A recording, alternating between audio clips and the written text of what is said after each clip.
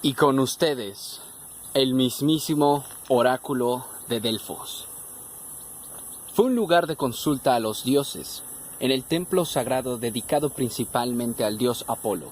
Situado en Grecia, en la actual villa de Delfos, al pie del monte Parnaso, consagrado al propio dios y a las musas, en medio de las montañas de la Fócida, a 700 metros sobre el nivel del mar y a 9 kilómetros de distancia del Golfo de Corinto.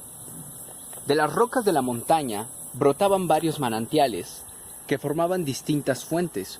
Una de las fuentes más conocidas desde muy antiguo era la fuente Castalia, rodeada de un bosquecillo de laureles consagrado a Apolo. La leyenda y la mitología cuentan que en el monte Parnaso y cerca de esta fuente se reunían algunas divinidades, diosas menores del canto, la poesía y las llamadas musas junto con las ninfas de las fuentes, llamadas náyades. En estas reuniones, Apolo tocaba la lira y las divinidades cantaban. El oráculo de Delfos alcanzó gran notoriedad en toda Grecia desde mediados del siglo VIII, cuando Apolo Pítico se convirtió en el patrón de las empresas coloniales. Más adelante, llegó a ser el centro religioso del mundo helénico. Hay diversas propuestas acerca del origen del topónimo de Delfos. Una de ellas viene de Delfine, que era el nombre del dragón mitológico que custodiaba el oráculo antes de la llegada de Apolo. También se ha escrito que su origen parte de un mito según el cual Apolo se convirtió en delfín para atraer a un barco cretense, del cual quería utilizar a la gente como sacerdotes, y los cretenses desembarcaron y fundaron Crisa, y se les encargó ser sacerdotes del templo y que adorasen al dios bajo el nombre de Apolo Delfinio, para rememorar su conversión en delfín. Al templo de Apolo se le llamó igualmente Delfinion.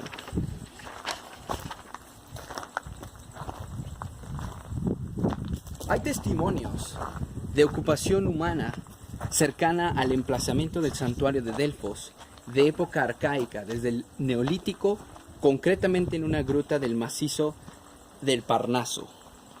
Ya en época micénica y en el mismo emplazamiento del santuario, hubo primero, 1400 años antes de Cristo, una pequeña aldea que fue abandonada en algún momento entre 1100 y 800 antes de Cristo.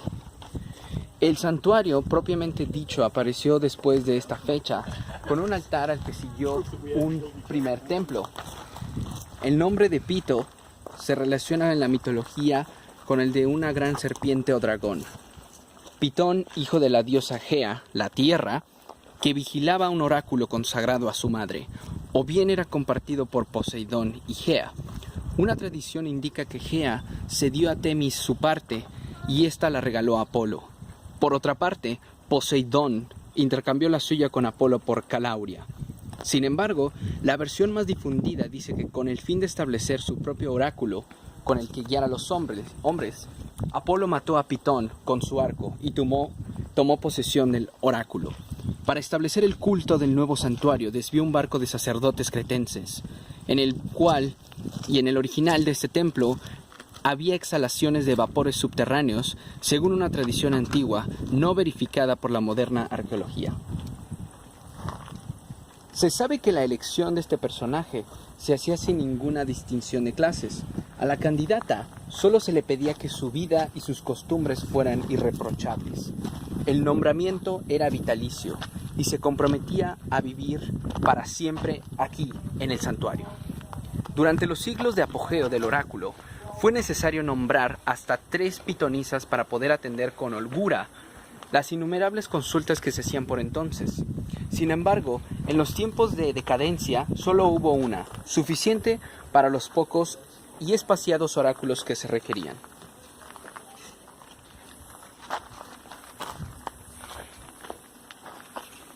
Uno de los enigmas con el que se enfrentan los estudiosos del tema es el gran número de aciertos que tuvo el oráculo de Delfos.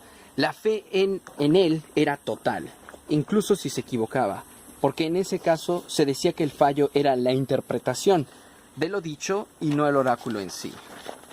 Durante los siglos ha corrido una leyenda en forma de verdad histórica acerca del oráculo y el estado de la pitonisa. Dicha leyenda se difundió a partir de los autores cristianos de los siglos III y IV, como Orígenes y San Juan Crisóstomo. Eran tiempos en que la época de la Grecia clásica se veía como un acérrimo paganismo al que había que ridiculizar. De esta manera, los escritores inventaron algo que a través de los siglos tuvo mucho éxito. Lo describían así: el trípode de la pitonisa o pitia, justo ahí, se hallaba sobre una grieta muy profunda de la roca. Por esa grieta emanaban unos gases tóxicos que hacían que la mujer entrara rápidamente en un estado de embriaguez y desesperación con grandes tiritonas, es decir, entraba en trance, desgreñada y arrojando espuma por la boca. Además, masticaba hojas de laurel, lo que ayudaba a alcanzar ese estado psicosomático.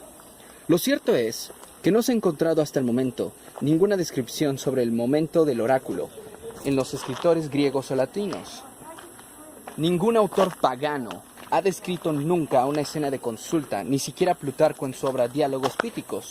Por otra parte, los estudios arqueológicos y geológicos recientes hechos en la zona del templo de Apolo aseguran que en la roca no existe la fisura profunda de que se habla en la leyenda. Sin embargo, nunca se sabe que a lo largo de los siglos y de los siglos la realidad se haya convertido en una leyenda.